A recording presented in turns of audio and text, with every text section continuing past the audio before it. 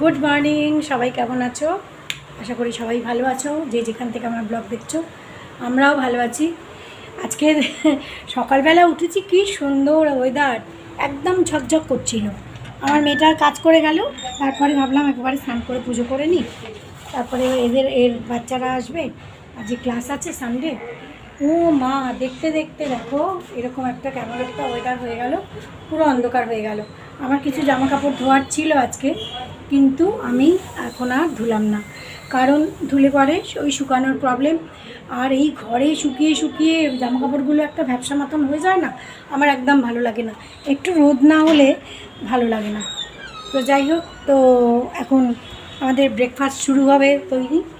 তো বাবু কালকে রাত্রিবেলাই বলে রেখেছে যে কালকে কিন্তু সকালে পিৎজা খাবো। তো আগের থেকেই কিছু একটা বানিয়ে নিলাম, যে রুটি বানিয়ে নিলাম বা কিছু একটা বানিয়ে নিলাম, ওইটা করবে না, কালকে সকালে আমি পিৎজা খাবো। ঠিক আছে, পিৎজা খাবি। তো আমাদের উঠতে একটু দেরি হয়ে গেছে, তো চা খাওয়া হয়ে গেছে, এখন এই বানাতে যাচ্ছি আর কি।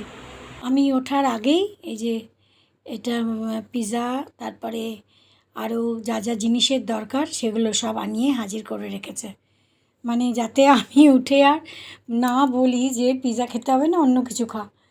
তা আমি কেন বলবো, ঠিক আছে, রোববার একটা দিন। আরও আরও দু একটা জিনিসের আনার দরকার ছিল, সেগুলো আবার এই যে এখন আসলো নিয়ে। আসলে পিৎজা ও অনলাইনে দুটো আনিয়েছিল, তারপরে আমি আবার বললাম আমি মামুন যদি আসে একটু পরে, মামুন আসবে, কিষানও আসতে পারে। এই যে, এই দেখো, আজকে বাবু বাড়িতে আছে না, ওর পোয়া 12, সকাল থেকে কি করবে আর কি না করবে কিছু বুঝতে পারছে না। অন্য দিন ঠায় বসে থাকে, নালে শুয়ে থাকে, কারোর কোনো সাড়া শব্দ করে না, কোনো কথার উত্তর দেবে না, কিচ্ছু না। আসলে বাবু আর মামনের সাথে ওর না আলাদাই একটা সম্পর্ক। আমাদের কাছে থাকে ঠিকই সারাদিন, কিন্তু আমাদের সঙ্গে সেই রকম ভাব নেই। ওই মানে না খেলে না হয়, না করলে না হয়, এরকম। তো যাই হোক, এই আমিও এখন বসে এই পিৎজার জিনিসপত্রগুলো কেটে দিচ্ছি, কেটে দিয়েছি অলরেডি। পেঁয়াজ, তারপরে ক্যাপসিকাম, আর ওই এইখানে ইয়ে দেবে, কী বলে, চিজ দেবে। আর এই যে এটা চিকেন সালামি, এটা বাবু নিজেই কাটছে, এটা আমি কাটি না, এটা বাবু নিজেই কাটছে। এটা বললো এয়ার ফ্রায়ারে একটুখানি জাস্ট বাটার দিয়ে একটুখানি ঘুরিয়ে দিতে, মানে ওই 4-5 মিনিট মতন, তাহলে একটু ফ্রাই হয়ে যাবে। এটা 185 থাকবে।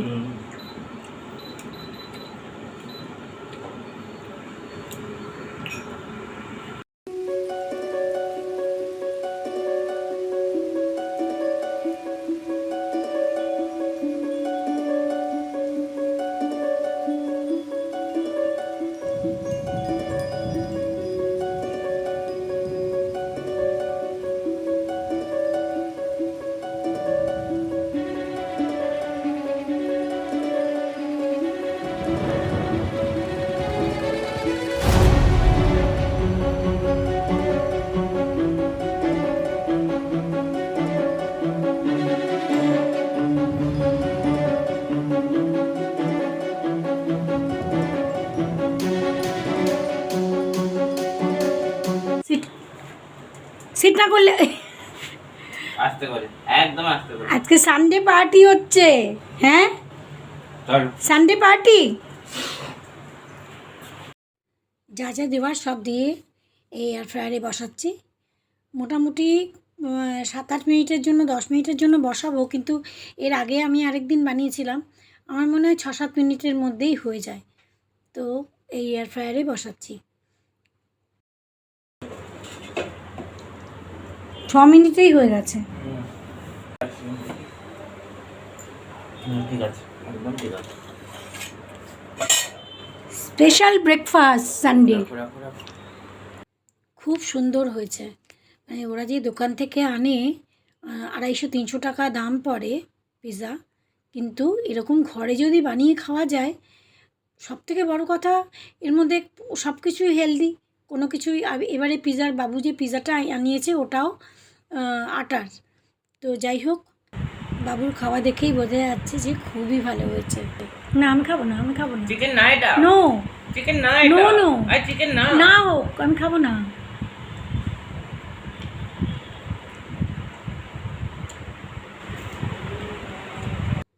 বাবুর পিৎজা বানানো হলো। এই আবার বলে আমি পিৎজা খাবো না, আমার ভালো লাগে না। তারপরে কি করব, আমাদের দুজনের জন্য আবার রুটি করব। রুটি আবার কি দিয়ে খাবে? তো বলে যে এক কাজ করো, ফ্রেঞ্চ টোস্ট বানিয়ে নাও, অনেক দিন খাইনি। তো আমাদের দুজনের জন্যে আবার ফ্রেঞ্চ টোস্ট বানালাম। তো সঙ্গে তো তো চা কফি এক বই যে সকালে খেয়ে নিয়েছে, আর সেরকম কিছু বলে না। কিন্তু আমার একটুখানি কফি না হলে হয় না। তো ফ্রেঞ্চ টোস্টের সঙ্গে আমি একটু কফিও বানিয়ে নিয়েছি। সকালের খাওয়ার পরে আজকে আরেকটা আবার স্পেশাল জিনিস তৈরি হবে। অনেক বছর বাদে, মানে আমার শাশুড়ি মা থাকতে বানানো হয়েছিল, তারপরে বোধহয় একবার বানিয়েছিলাম, চেষ্টা করেছিলাম। ঝিঙে পুর, সেদিন বাজারে গিয়ে ঝিঙে নিয়ে এসেছিল, বেশ বড় বড় লম্বা লম্বা। তো সেদিন এনেই বলেছিল যে রোববারে ঝিঙে পুর বানাবো, ওরা বাড়িতে থাকবে, সেদিনই বানাবো। নুন মাখিয়ে রেখেছিলে? আচ্ছা, এটার কাটাটাই হচ্ছে স্পেশালিটি। একটা ঝিঙে দেখাও।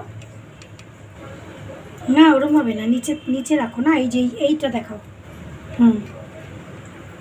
হ্যাঁ, ঝিঙেগুলোর একটা সাইডে গোটাই থাকবে, আর সামনের দিকটা পাতলা পাতলা পাতলা পাতলা করে কেটে দিতে হয়। আমিই কেটে দিয়েছি, যদিও এরা কি আর পারে।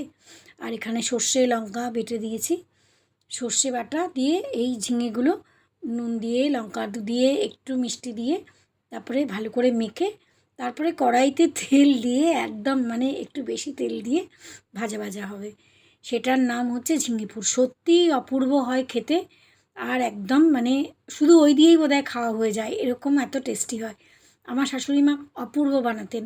এখন জানি না আজকে কেমন হবে। ও একটু এক এক চামচ 1.5 চামচ মতন একটুখানি চালের গুঁড়োও দিতে হয়।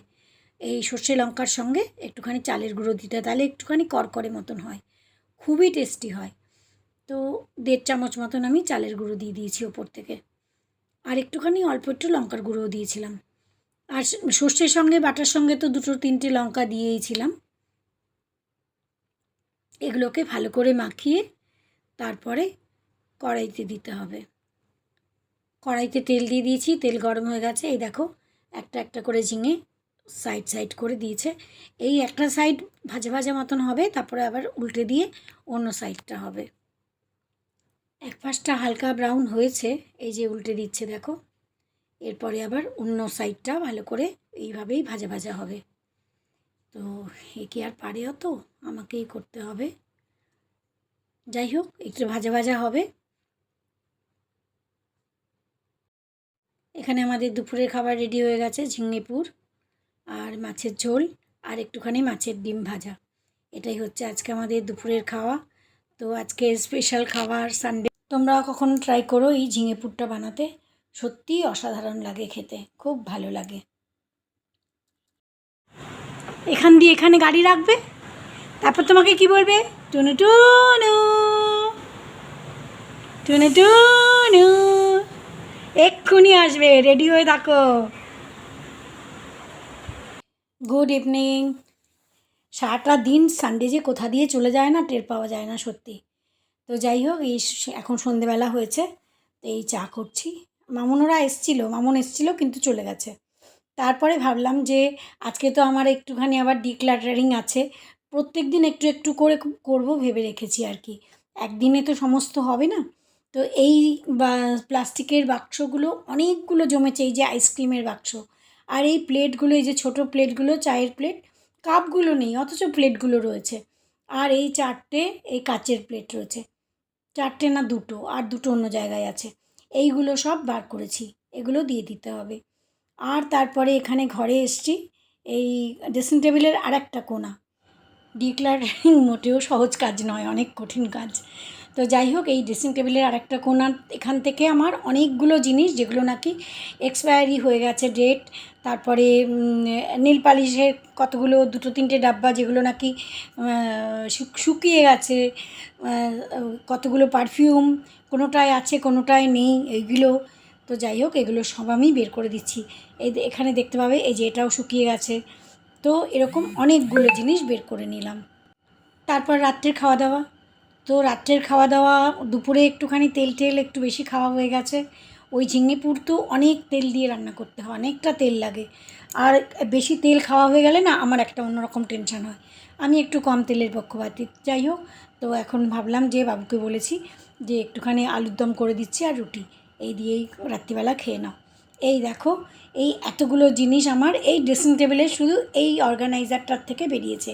এগুলো সব ফেলার জিনিস সমস্ত, মানে কোনোটা ফুরিয়ে গেছে, কোনোটা পারফিউম, কোনোটা এগুলো শেষ হয়ে গেছে। এই দেখো কতটা জায়গা খালি হয়ে গেছে আমার। এটা যখন জায়গাটা খালি হয়ে যায় না, সত্যিই খুব ভালো লাগে। একটা মানে বোঝা যেন ভার মনে হয় নিজের ওপরে। The next day. টেবিলের ওপরের অর্গানাইজারটা খানিকটা খালি করেছি, তারপরে মনে করলাম যে একটা ড্রয়ার অন্তত দেখি। এই ড্রয়ার খুলে দেখি অনেক কিছু যেগুলো নাকি প্রয়োজনে নেই, এমন অনেক জিনিস, মানে কত দিন ধরে যে জমেছে আর খেয়ালও করিনি। সত্যি সত্যি আমরা খেয়ালই করি না যে কত অপ্রয়োজনীয় জিনিস আমাদের ঘরে জমে থাকে। তো এগুলো মোটামুটি খালি করে কত একটা আমার মায়ের একটা পুরনো, অনেক পুরনো একটা ফোন, আমার একটা ফোন, বাবুর একটা ভাঙা ফোন, আমার একটা ভাঙা ফোন, আরও অনেক কিছু হাবি জাবি অনেক কিছু, সেগুলো সব খালি করলাম। এই একটা ড্রয়ার থেকে দেখো এতগুলো জিনিস। এই নিউজপ্রিন, এটার ডেট ওভার হয়ে গেছে। আর একটাও নিউজপ্রিন পাউডার, সেটারও ডেট ওভার হয়ে গেছে 2023-এর। অথচ আমরা এগুলো, আর একটা মোবাইলের কভার, অনেক কিছু এরকম, কতগুলো তার, এইগুলো সব মানে ফেলার জিনিস। তারপর ভাবলাম যখন একটু টাইম আছে তাহলে আরেকটা জায়গায় একটুখানি খালি করি। আমার যে মাইক্রোওয়েভটা থাকে তার নিচে একটা বক্স আছে, সেই বক্সটার থেকে এই এত জিনিস বের করেছি। এই দেখো একটা অনিয়ন চপার, এটা ইউজ হচ্ছে না, প্রায় 15 বছর হয়ে গেছে। মোটামুটি বেশ কিছু জিনিস খালি করলাম। এই ড্রেসিং টেবিলের ওপরটা তো খালি হয়েই গেছে, আর একটা ড্রয়ার আজকে শুধু খালি করলাম। আর ওদিকে মাইক্রোওয়েভের নিচে যে বক্সটা, ওই বক্সটা খালি করেছি। আর কিচেনের একটা ড্রয়ারের ওই প্লেটগুলো দেখতেই পেয়েছো, ওইগুলো খালি করেছি। মানে এত দিন ধরে এগুলো জমানো রয়েছে। ডিক্লাটারিং মানে যে এটা যে কত বড় একটা অর্থ আমাদের জীবনে, সত্যি সত্যি যখন এই জিনিসগুলো ফেলে দিচ্ছি না, তখন কী যে একটা হালকা মনে হচ্ছে, নিজের কাছেই নিজেকে একটা হালকা মনে হচ্ছে যেন অনেক আবর্জনা বেরিয়ে গেছে ঘরের থেকে। সত্যি সত্যি ভালো লাগছে। তো যাই হোক, আজকের ব্লগ এখানেই শেষ করছি। আবার নেক্সট ব্লগে দেখা হচ্ছে।